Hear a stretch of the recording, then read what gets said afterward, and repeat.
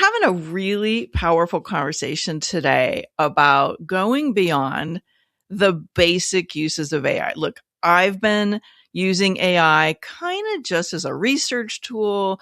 I've been learning how to fine tune my copy, maybe polish it up a little bit here and there, maybe get a really nice little project plan together. But there's so much more we can do with AI. And I have invited a friend of mine to come and talk with us about how to go from AI chat to actually creating useful tools.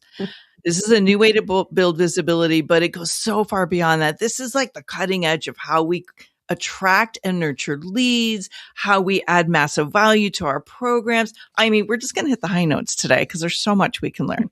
But let me introduce you to my friend, Denise Wakeman. Hello, Denise. I'm so glad that you can join me here for Growth Fuel Live.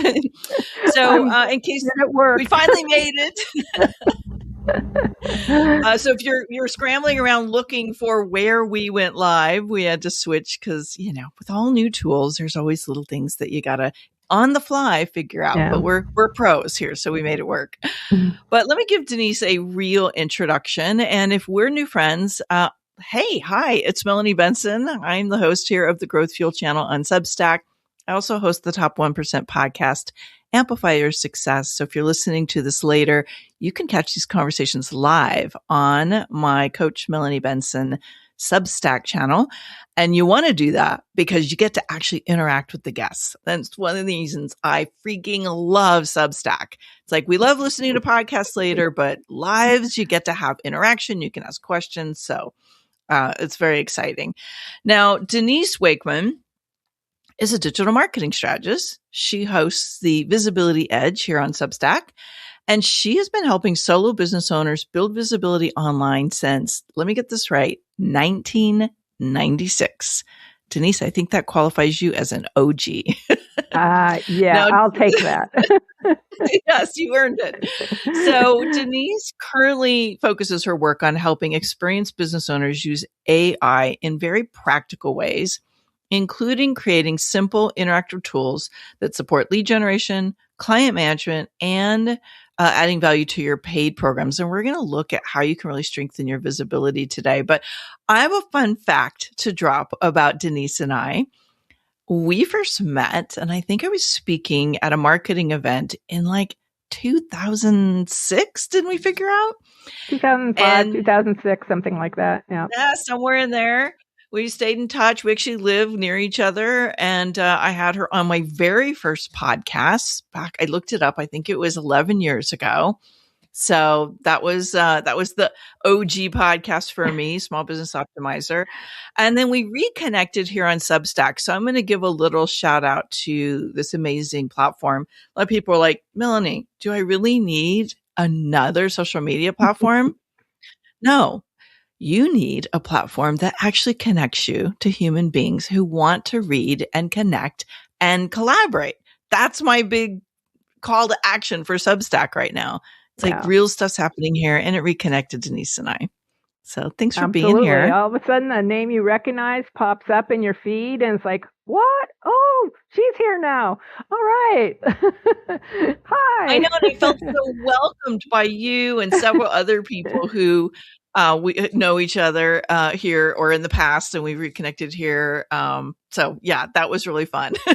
So let's get into it. I am really excited for this conversation. And actually, I got so excited about what you and I are talking about today. You're actually going to be a guest inside my Rising Tide Collective in a couple weeks for one of our special roundtable trainings on AI tools, because there's so much going on. I have felt so behind. I'm scrambling to catch up. So let's talk a little bit.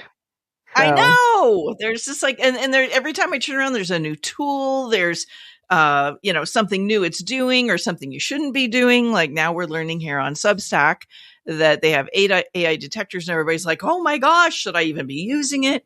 Which I think we should talk about today. Yeah, we could let's talk about start. That. Yeah, let's start easy. Everybody I know uses AI for research. We use it. Most people I know are using it in some way, shape, or form to help with their copy. What do you think changes when you start to use it to build tools that your clients and your leads can put into action? There's a couple things I think it changes. I think it changes your perception of AI from being, just a copy creator, which of course that's how we all started because you type in prompts, right? And it's like, give me an email, whatever. But when you see what's possible to build, because I've been watching a lot of people on Substack, primarily women, building really cool stuff. And that made me kind of look at it and go, wait a minute, I could probably do that. So there's a confidence builder in there, because in the past, if you thought about building, a piece of software that did something, right? It would be like, well, I don't know how to code. And, that's something that I would have to pay somebody to do. And all of a sudden there's the ability to actually do it yourself. And that's a huge leap from just, creating a sales page, where it's based on content that you're developing. Building something also changes your relationship with the people you're connected to, because building something that serves a purpose to help the people in your network, for example, helps them connect with you on a much more engaged level. And it could be something as simple as a skill on Claude that people download, but every time they use it,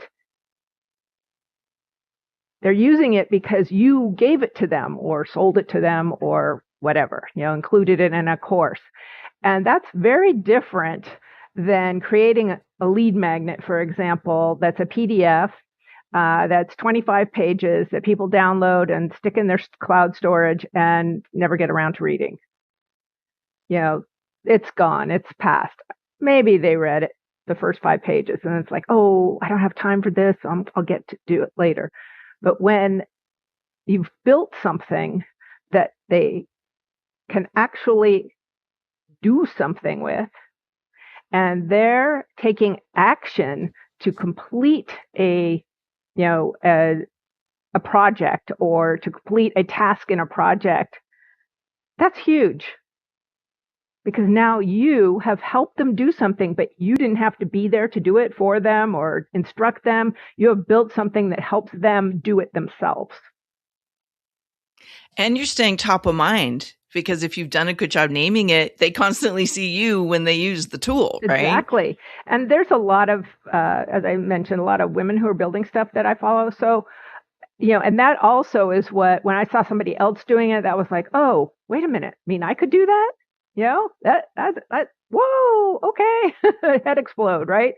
Yeah. So like when I use a tool called Carousel Bot, which somebody that I met on Substack, her name is Karen Spinner, she was asking for people she was building a carousel like that we use on Instagram or LinkedIn. Can also use them here on Substack. You can use 6 images on Substack to create a kind of a carousel. But every time I use it, I think of her. And, I didn't know her at all. She said what she was building. I said, oh, I really hate creating carousels, so I never do it. So this really, I think, is cool if you can build it. And I'd love to be a beta tester. And she said, okay. And so that's how I got to know her. Every time I use that tool, when I publish an article, I'm thinking of Karen. So, and I have lots of examples like that of things that I've downloaded that people have built, Claude skills, custom GPTs, that kind of thing. And every time I use them, in the back of my mind, there they are.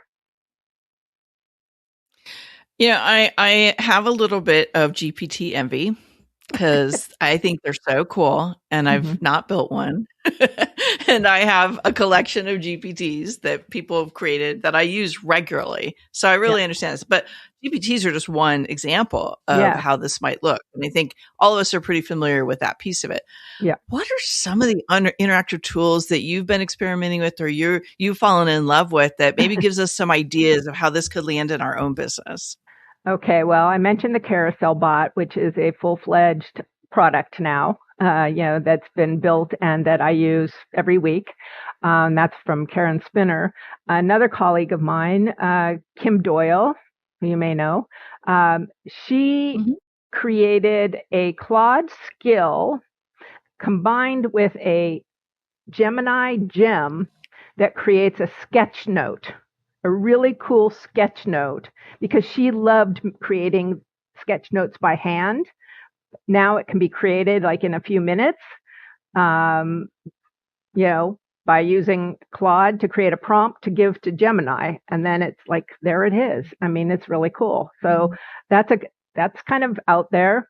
When I first wanted to start, experimenting with this, my friend Ellen Britt and I, she told me she was building these, really complex tools, and she showed me, and I was like, "Did you create that on Lovable? That's a vibe coding platform," which I also experimented with, but I realized you need to know a lot about code to actually know if it's working or not.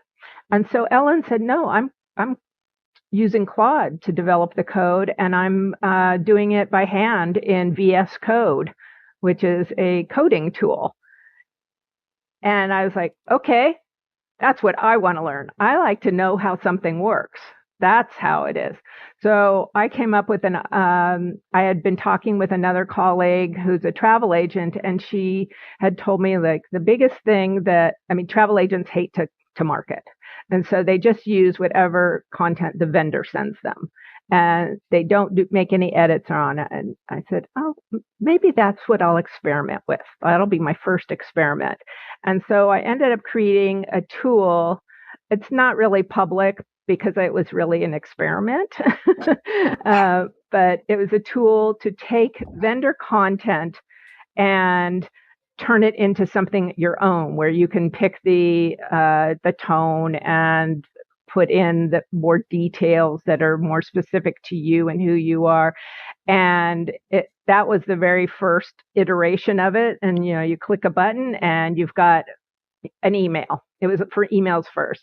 And then it's like, oh, but these things should be social media content too. And then I built that into it. So I ended up building something that was quite sophisticated, which I'm not really using. It's all totally geared towards travel agents. And so she and I are looking at ways of how we can partner to get that out to travel agents. But that was my very first experiment with creating something on with code, and I was using ChatGPT and Claude Code along with these coding tools that help you show you how to code. It was like not the Lovable where it's all happening. It literally teaches you. Yes, it's teaching me. Yeah. You can. Yeah, it can tell you what to do, and then you do it, and then you have the thing, which is like, hey, I want to give a little shout out. We've got quite a few people joining us. Sheena, cool. Aline, Tammy Patzer, Sue, Rick, Stephanie, my team. Jane's just joined us, and Vicky. And so I should have said this right out of the gate. You probably want to have a notepad and write down the tools that Denise goes dropping along, so you start to build your tool library. I always have to do this when I'm with really smart AI people. It's like, they're like, oh, you could use this and you could use that. And I'm like, wait, hold on. Let me write this down. So write it down. And if you've got a question going along, we'll do a little question and answer at the end. So you can feel free to drop them in the chat. But wanted to give you guys an acknowledgement for being here live with us. Yes. Hello. So I see Denise, names I recognize. Yeah. Well, hopefully they're coming from both of our worlds, right? Which is part of the beauty of the Substack Lives. Yeah. I also, in terms of ways that I've seen people use it, I want to give a little shout out to one of the Rising Tide Collective members, Lori Young. She did something really cool. She created a offer analyzer. It was so smart what she did, and it worked so well. I was one of her beta testers. And like just thinking outside the box a little bit, it did exactly what you suggested, where she took a problem her clients had. Right. And she figured out how to give them feedback without her one-to-one time. And then, of course, it leads into more advanced ways that she can guide them if they're like, okay, hold on, I have a problem with this offer. Now I need some coaching, or I need a strategist to help me fix it. And so she basically created a paid lead magnet, if you will. And I want to dip into this a little bit, because I think one of the ways we can separate ourselves in the marketplace, because everybody's got a quiz now. Everybody's got a downloadable PDF. Everybody's got a checklist or a guide or an ebook, right? Like we have all the things. What are some ideas of how, and why would this even be more valuable to have this experiential first step that is more engaging than just a flat, one-dimensional download this thing? Maybe they use it, maybe they don't. Right. Yeah. And that's exactly the point here, as when I started seeing, when I mentioned when I started seeing what other people do, and I was using their tools, because anytime somebody has a tool, it's like, oh, I got to try that. Then I realized that I get to do something. I get to achieve something. I get a result. And it's not somebody giving me the result. It's me going through a process or a framework or a workflow that someone has automated or created a skill for, or whatever it is that they're giving you. And you are achieving that on your own. You are inputting your worldview into it and coming out with something really fast, usually. And I think that's a really big. I think it's a huge benefit for people who may fear tech or be hesitant to use AI. But if you're building something, if you're creating something that other people can use, it also bonds you closer to them. Yeah. Yeah, it's really building that kind of know, like, and trust factor on steroids. At least that's my experience of it. Yeah. And that's great. And again, your brand is the visibility edge. Talk about creating an edge and advantage in the marketplaces to give people micro wins the moment they meet you. Yes. Yes. Right? Yeah. And that's the whole thing. Yeah. Yeah. Like we live in a world where the first step, and I am guilty of this. Like I'm in the middle of transitioning a lot of stuff, but it's, it's like we're moving Mount Helens right now. It's like, or Mount Helena or whatever it is. It's like, it's a big move. But I mean, I love when like you give people something that they get such a massive piece of clarity, like you said, that they've created. And now they're like, okay, so first of all, I've self-identified that I have something else that I need now. Yeah. And I've already started to get to know this person that's provided me this tool. What else do they have? Yes. And I think that's a huge point, what you said about the know, like, and trust factor. Because when somebody accomplishes something based on something you've given them, a lead or a prospect accomplishes something, they can say, oh, okay, this worked. Exactly what you're saying. This worked, and maybe I want to work with that person, right? And it's I think it's really much more impactful than, an ebook. I mean, come on. How many of you who are watching this have downloaded ebooks that you've never read? I can say for a fact, yes, me. and checklists and PDFs, right? Yeah, exactly. And it's like, oh, but I just don't have time right now or whatever. But when you can like use a tool and get a result in 2 minutes, as you said, that's a micro action. They get a micro solution and they can feel good about what they have achieved. And I think this is a good moment to mention, a lot of what's worked for years and years and years is shifting in the marketplace. We all feel it. We all know it. Not everybody has clarity on, okay, what's my thing that I'm meant to do next, which I think we're going to dig into here for a second. But what I know is that when we give people something to do in the beginning that is very time consuming and they don't have that time, their attention now goes to something else. Yeah. So even here on Substack, with your channels, with, how you're developing your connection points with people, when we're giving people something that takes a long time to do, like read a really long article, I think that's why the notes feature here on Substack, I'm jumping around a little bit, but the Substack feature of notes has gotten so popular quickly is because it's a little snack, right? It's a little sound bite that people can consume quickly and get to know, do I want more?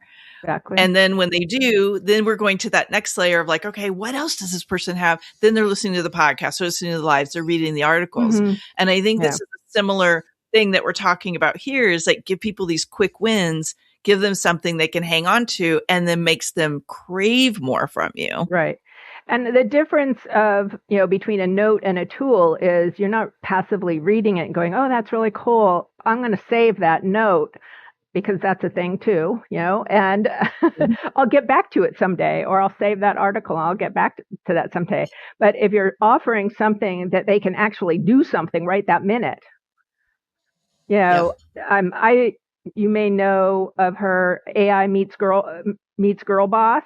If you've seen her around. You turned me on to her. Oh, I love her. She's a branding expert. And every Tuesday she drops a prompt that's really cool. Like it makes really cool visual, very cool images. And I look for those on Tuesdays because it's so much fun. Like this week, she, and that's a tool too, because it's a prompt, but somebody has designed it so it does a very specific thing. And then she wants you to share it with her and tag her. So she gets to know you, you get to know her. And, I am now a paid subscriber on her Substack because I just love what she's doing.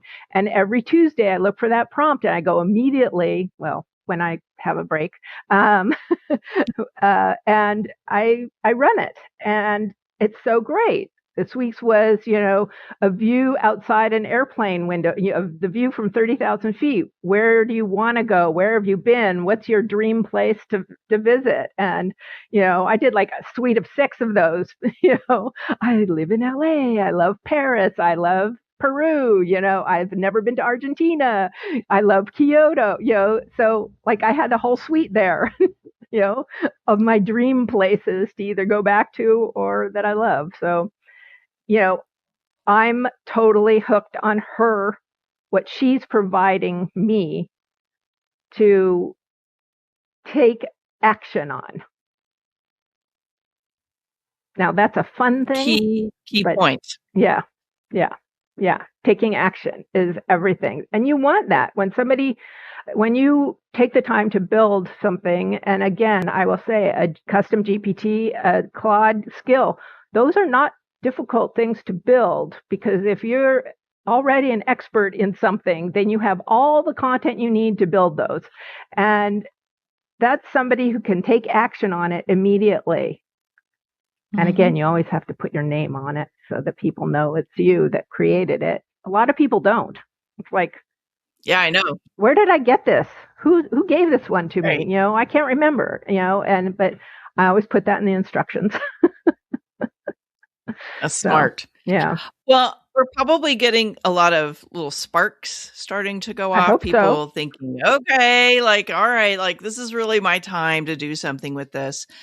And there's lots of options. There's lots of tools. There's lots of ways that we can build these experiences, these micro wins. What would be some advice you could give someone, or how could we get started with choosing a tool that actually will support my business or support our listeners' business and solve a real problem for their audience so it does work to grow our audience? I would say if you have not built anything with AI, like you've just been using it to write copy or brainstorm, start simple, really simple, because it's going to, like, you don't want to start with, a 10-page prompt of something to create, because it's going to get messy really, really fast. So I advise people to start simple. And Ellen, Britt, and I have taught 2 courses on building with AI, hands-on, and it's been so exciting to watch people. But you want to keep it as the minimum viable product, basically. So, what is one problem that your ideal client has, and how can it be solved by AI, basically, because we're talking about building with AI. So, that could be, making a decision, like, your client's tool is like analyzing an offer. Well, that's important. It could be, should I do this or should I do that? It's, what's the next step I should take after I've done this? So these are really simple ideas. And then the thing to come to next is, what's the problem and what outcome do you want them to have with that tool, right? So, it's usually could be a decision. It could be something that they take and go use somewhere else, like my friend Kim Doyle's, where she gives a prompt and I get to use it, and then I get this really cool sketch note that reflects my article that I can use to promote on social media, right? I mean, I want a sketch note. I have no idea how to create a sketch note. So I use her prompt for a sketch note, right? And it takes 5 minutes from beginning to end, probably. So you want to think about that simplest first step that somebody would take. And then it's really easy to get real complex real fast, but you just got to keep it down for the first one. That this is something, one action, one outcome, because you can always add more later, always. And AI is really good at inviting you to add more things. Well, you could do this too, yes, and you could do that too. It's like, no, for this first one, this is all I want. So, for example, I was building a tool that would show where and it's not finished yet. I got kind of sidetracked, but that would show people where their visibility has gaps. And, it started out really basic, and then it got really complex. But, it was just like, are you here or are you here? Yes or no? Okay, next. Are you here? Are you here? And now it's, it got pictures in it, and it has a whole printout that goes with it and the whole thing. But it started out really tiny first. And once you see what can be done, then you can, elaborate on it a lot. So, I would also say don't try to go for the visual, the look and feel first. Go for the making it work first. Don't worry about what it looks like, because you can do that later. It can be ugly, doesn't matter, plain. Does it work? Does the technology work in what you're trying to do? And, honestly, I've been building just using Claude and ChatGPT. And then, yeah, I mean, those are easy. I don't want to spend, frankly, another $25 a month on top of the AI tools for a platform that is doing all this, but behind the scenes. I want to see exactly what's happening. And as you learn how to do this, your brain starts like, okay, I can see how that works and that works. I can see where the problems are. I can see where it needs to be enhanced. I can see where it should be removed. And so this is all your judgment and expertise that is coming to the fore. Mm-hmm. You know, the AI tools are just taking direction from you. They are not, just making something up. I mean, you don't want to do that either. You want it to be your judgment. And that's why it's like using your expertise. I work with a client, and this is the first step I take the first time I do it. So that could be a tool that eliminates that step from the one-on-one time, because they've already done it. They've got a result. And now you can start with the work. Yeah, these are great ideas. And I love that you're bringing us back to keep it simple. It's so easy to go down the rabbit holes, to get sucked into these huge projects and then go, wow, this didn't really go where I thought it was. I wasted all this time.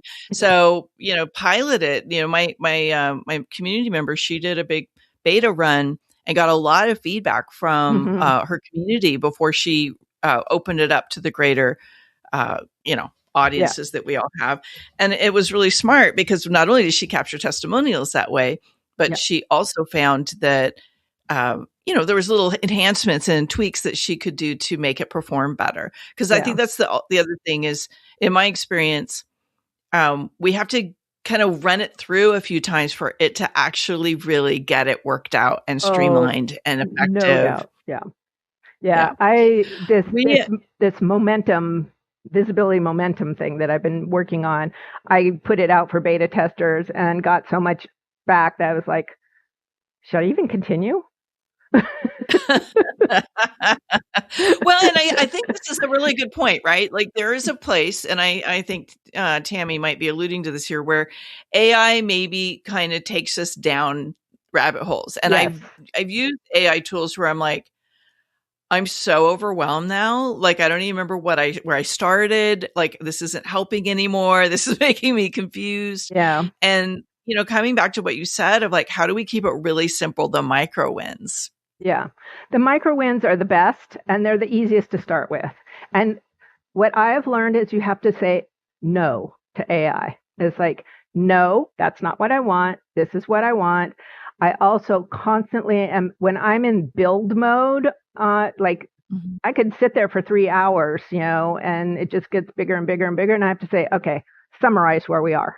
Because I don't remember where I started 3 weeks ago. I mean, I kind of do, but I'm constantly asking for summaries.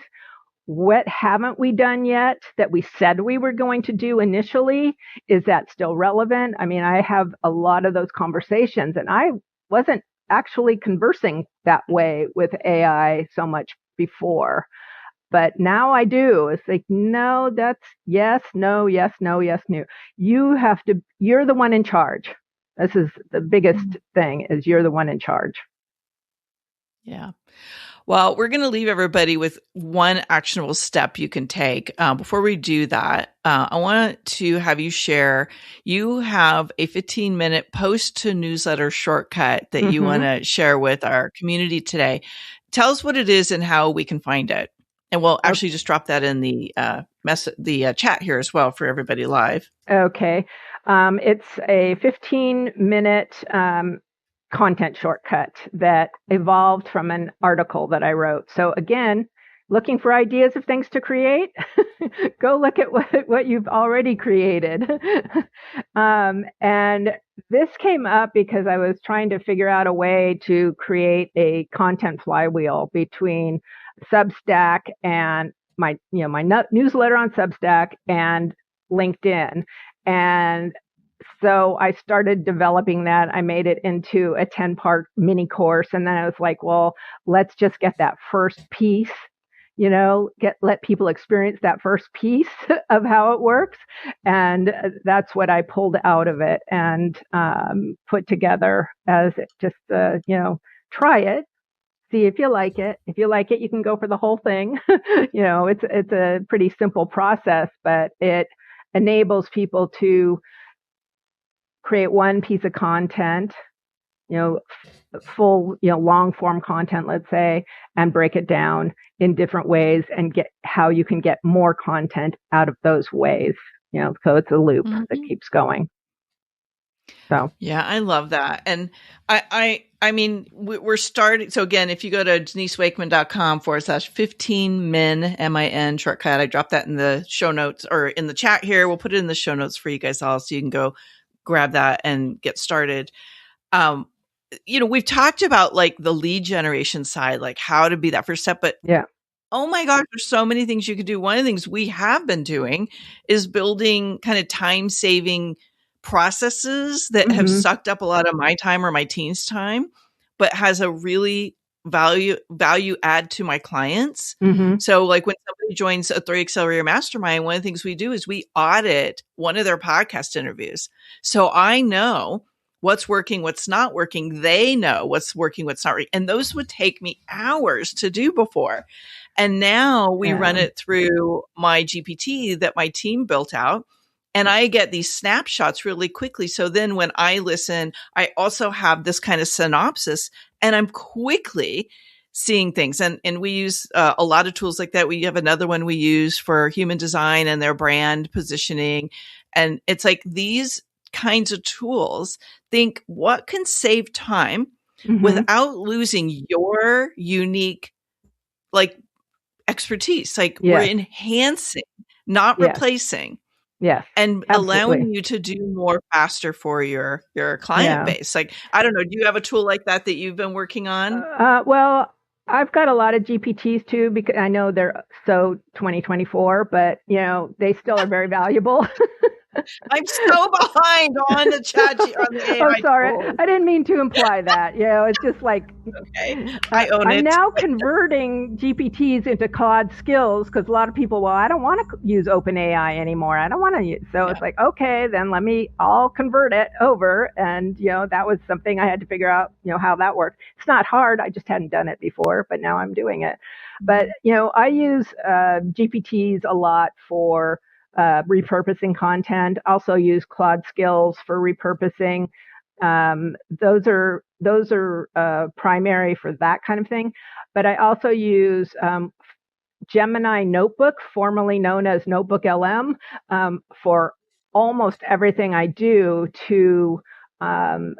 I have a notebook for all the articles I write, and so that I can pull out, analysis from those things, or I can create, briefs and summaries.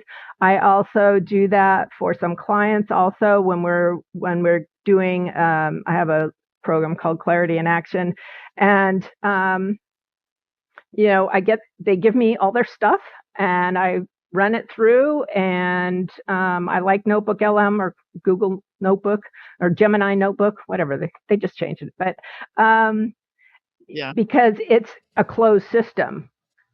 It's not taking any information from out in the wide world of AI training. It's a closed system, so it's very specific to that person's work or my work, whatever I'm doing. So those are tools I use a lot. Those are some of my favorites.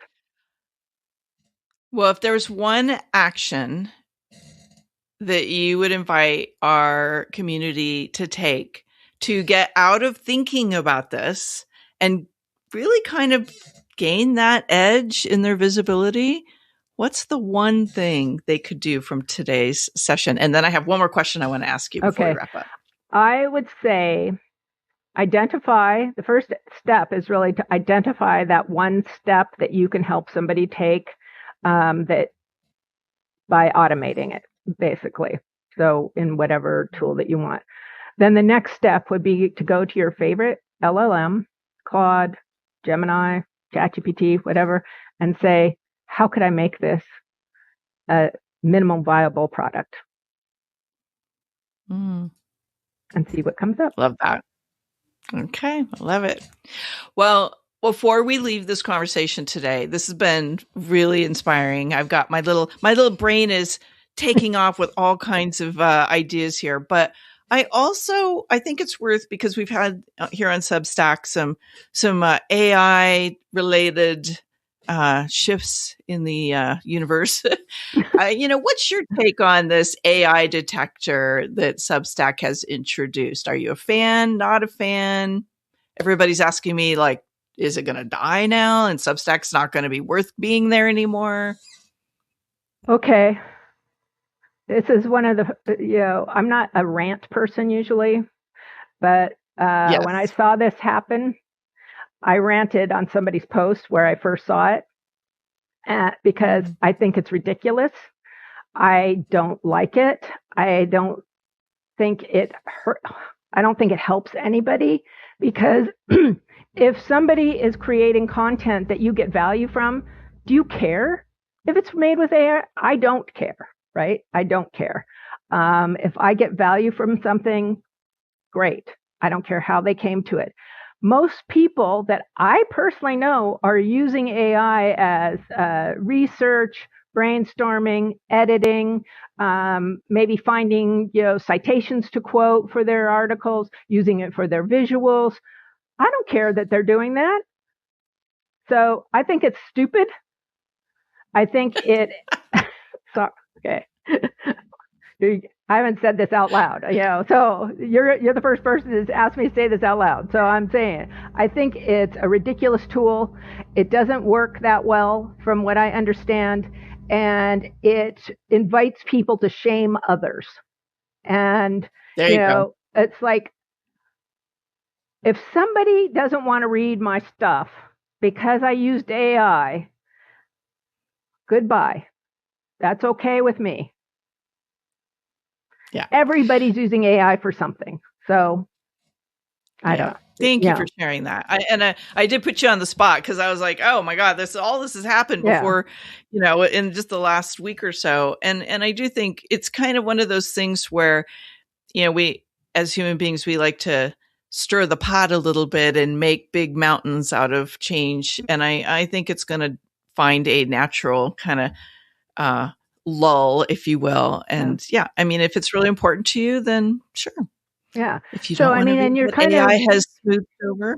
You're damned if you do and damned if you don't too, because if you disable AI on your content, then you get and then somebody tries to check it, they get a message. Oh, the author has disabled it. Oh, so what are you hiding? There's those feelings of like, why aren't you telling me? Why can't I see that you used 80% AI? But there's people who have done lots of experiments that have shown that it's like 100% human written something, content has come up as AI. So why would you trust that? So I don't trust it. I don't use it. I'm not going to look up anybody else's content because I don't care if they used AI. If people don't like that I use AI, good riddance. I'm sorry, but I'm going to do it. So too old to care about that. Yeah, I think I think that's really what it is. Like, it's so not on my radar. It's been like a lot of noise lately. Yes. And I think what my point is for this conversation is AI is a tool. You get to use the tool how you want to use it, but we don't need to make anybody bad or wrong for what they choose to do with it. But you get to opt into it or opt out of it, right? Each to his own. Yes. Do you? Exactly. Denise, thank you so much for joining me today. And I just think you guys have brought they've joined us live. You brought so much value to the energy of the room today. A few of you are dropping some insights and some chat. If you have a question for Denise before we wrap up, I'll officially close our conversation with a reminder that if this conversation has sparked something for you in your ability to use AI to grow, to increase your productivity, to add more value, hey, I love it if you subscribed and stuck around here on the Growth Fuel channel that I'm hosting here on Substack. If you are listening in on Amplify Your Success later, rate, review the show, but hey, consider coming over to Substack. It's really amazing here on Substack, especially when we do these weekly lives. So thank you all for being here. And let's just check in to Ruth saying something about the irony of LinkedIn is also going full in on AI, but then they pushed all us premier customers to use it. Oh boy. LIs. LinkedIn's kind of trying to figure out their way right now. Yeah. People don't get AI is not the brains. It can only reflect what you think. Very true. And yeah, I mean, we're in a new era. Yeah. We are in a paradigm where the resources available to us are unprecedented. It is our responsibility to use them ethically and to vet and discern wisely what we read, what we consume. Take ownership of the direction we use these tools. They are massively powerful and can do so much good for us. Let's not throw the baby out with the bathwater. Denise, you want to wrap us up with anything here? I can't beat what you just said because it's basically exactly what I agree with. It's up to you how you use it. And that's the main thing. And you can also use it to amplify what you do, to amplify how you impact people. And I know that from experience because I jumped on ChatGPT like 3 days after it launched, and I was mind blown, and I'm still mind blown to this day. And, I love how it's advanced so much. And it's good for your brain to learn new things too. It's really good for you to learn new stuff. Yeah, absolutely. So. Okay. Thank you, Denise. Melanie. And if Denise Wakeman is a new friend for you, make sure you're following her, subscribe to the Visibility Edge, and consider upgrading to her amazing paid subscription as well. And thank you all for joining us. We'll be back again next week with another Growth Feel Alive. Bye, everybody. Take care. Thank you, Melanie.